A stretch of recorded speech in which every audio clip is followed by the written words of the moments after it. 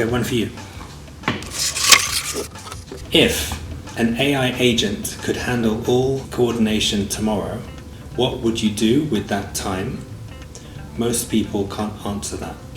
Why?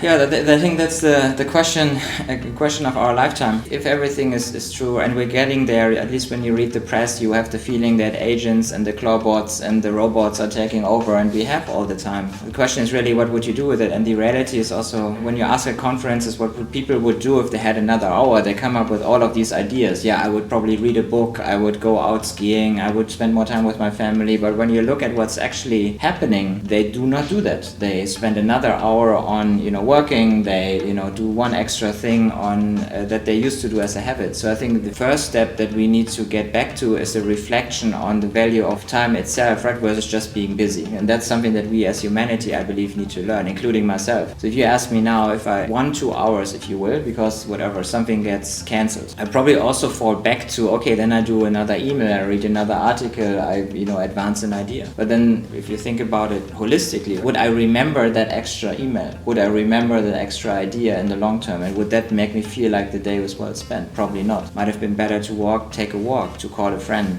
to do something physical, right? It's a very human thing. And I think that is something that we now need to relearn, versus falling into the trap of then having agents do our work that we used to be fun, versus just adding work to it. Mm-hmm. There are a few lucky people in the world. They're not necessarily super rich, but they're well off enough that they don't have to do any work. Yeah. So in a sense, they've kind of reached this state.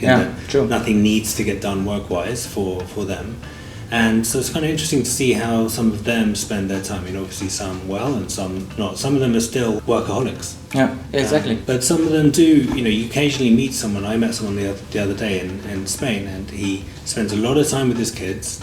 He plays a lot of paddle tennis, and he seems really quite happy. Yeah. Like it's kind of like life complete. Yeah. The flexibility. Again, it's the agency of time, I guess. Mm-hmm. But you need to know how to use it, and not, as you said, right? Some are super busy, and others have found a way to at least balance that better.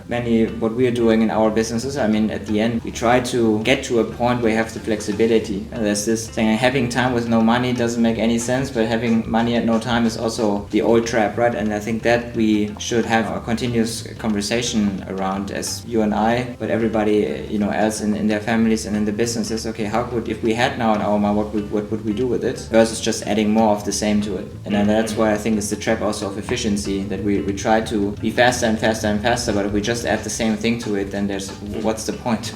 Yeah. And I think for me, with Doodle Time Institute and what we're trying to do, it's not even this sort of extreme situation where an AI agent, or we achieve AGI and so we've got kind of infinite time. Even with the small pockets of time we do have, to just give a little bit more thought to how we utilize it. That's a problem or an opportunity that we have straight away right now. Agreed.